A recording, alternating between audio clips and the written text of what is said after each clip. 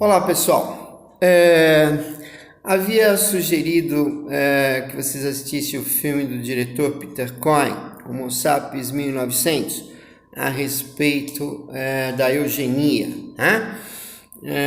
Um corpo de conhecimento que ganhou status de ciência aí no século XIX, final do século XIX, a partir de seu criador, Francis Galton, né? Parente de Charles Darwin.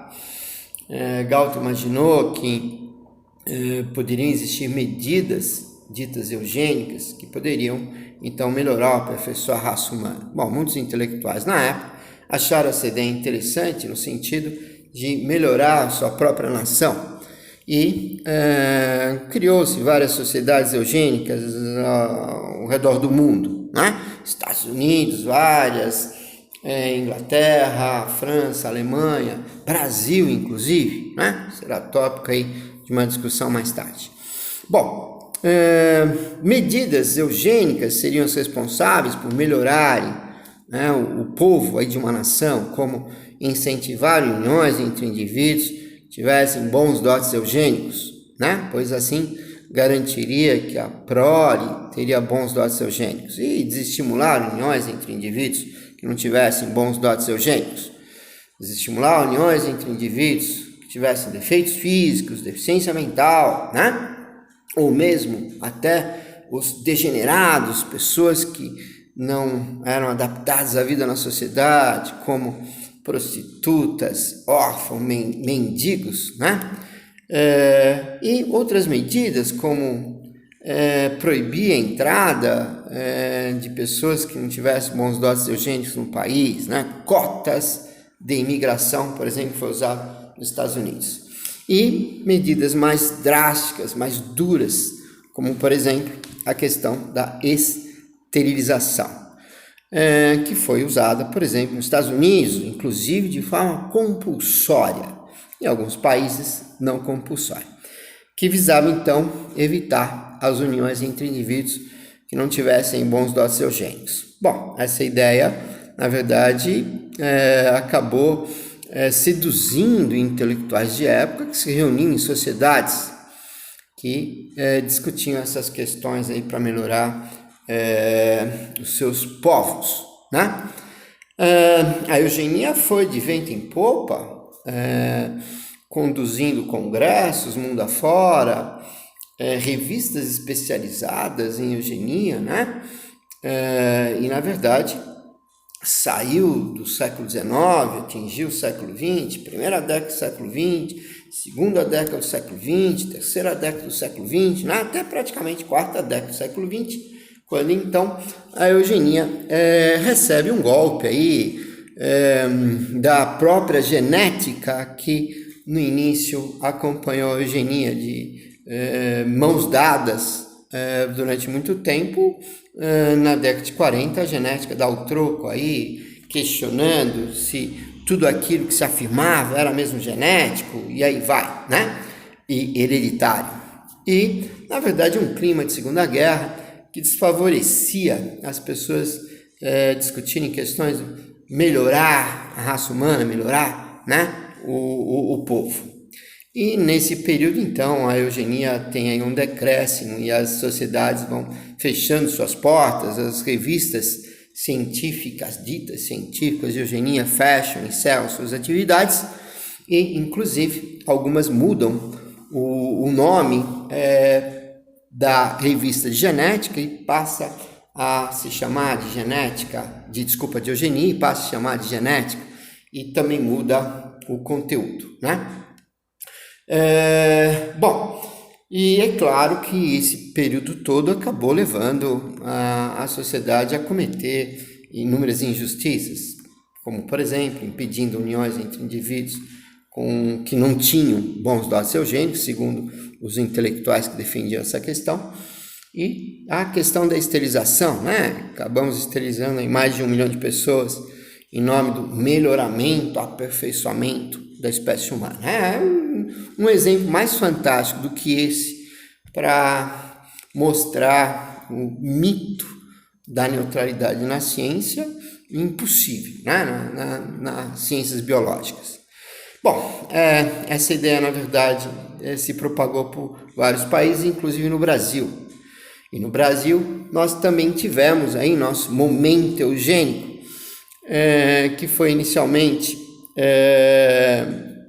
iniciado por um médico chamado Renato Kell, que foi aí a mola propulsora das ideias eugênicas do Brasil, inclusive produzindo várias obras e editando nossa revista eugênica, chamada Boletim de Eugenia, que publicava informações aí sobre eugenia, né? A grande questão no Brasil sobre a eugenia foi, na verdade, a da miscigenação. Então, se tinha a ideia de que quanto mais branco, melhor é para uma nação, né? Um modelo ou a chamada teoria do branqueamento. Renato Kell foi um grande defensor que então não achava interessante a união entre mulatos e brancos, por exemplo, que ele achava que era uma forma de não branquear o povo brasileiro. Essa ideia, o modelo do branqueamento, na verdade, era um modelo defendido praticamente no mundo inteiro, né? E o Brasil não fugiu à regra desse pensamento, né? Quanto mais branco, melhor. Então, se fez concursos de eugenia no Brasil, congresso de eugenia, né? Os livros que o Renato Kell escreveu e, na verdade, outros simpatizantes também de eugenia, né? Então, o Renato Kell foi um personagem importante e além de outros personagens.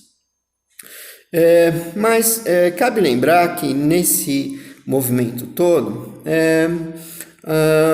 havia um eugenista chamado Otávio Domingues, ou Otávio Domingues Carneiro, que ele, na verdade, ele era contrário à ideia do branqueamento. Para ele, no Brasil, melhorar o nosso povo seria favorecer a presença de mulatos, inclusive, pois ele achava que o mulato era um indivíduo muito bem adaptado a um clima tropical que o Brasil tinha, ou melhor, que tem, e ele achava, tirando lá dos seus conhecimentos da zootecnia, Otávio Domingues foi um agrônomo e acabou lecionando na Faculdade de Agronomia em Piracicaba, e lá ele dava zootecnia, que era aperfeiçoar as raças de interesse econômico, a bovinocultura, a caprinocultura, criação de cabras, essas coisas todas.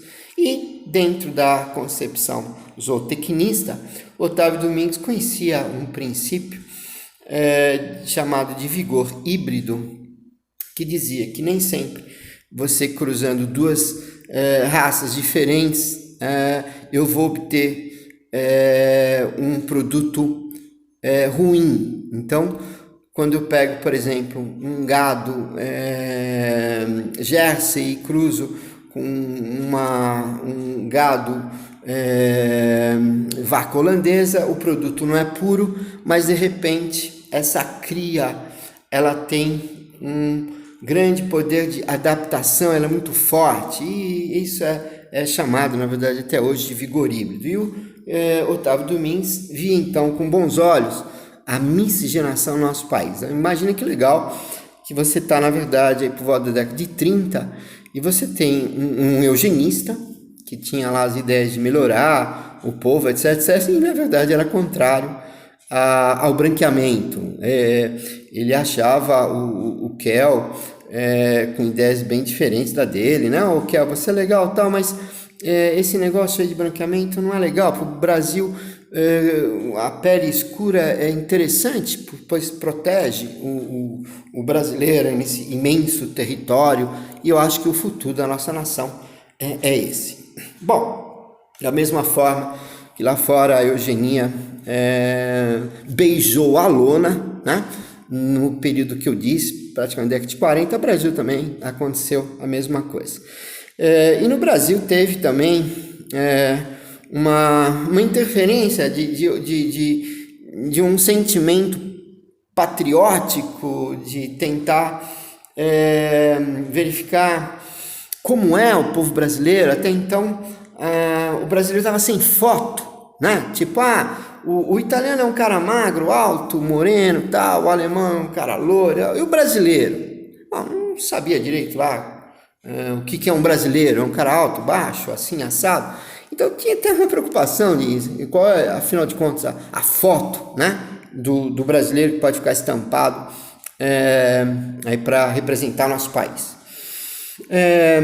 O Otávio Domingues, por exemplo, achava que uma boa saída para a gente era, na verdade, uma consciência eugênica, né? Para ele, ele acreditava que através da educação o brasileiro atingiria uma consciência eugênica a ponto de chegar um dia e um homem falar para uma mulher, por exemplo, né? Olha, a gente se ama, vamos nos casar, mas não vamos ter filhos, porque eu tenho lá epilepsia, eu sou um degenerado, então não seria legal deixar um filho com chance de ter uma degeneração também.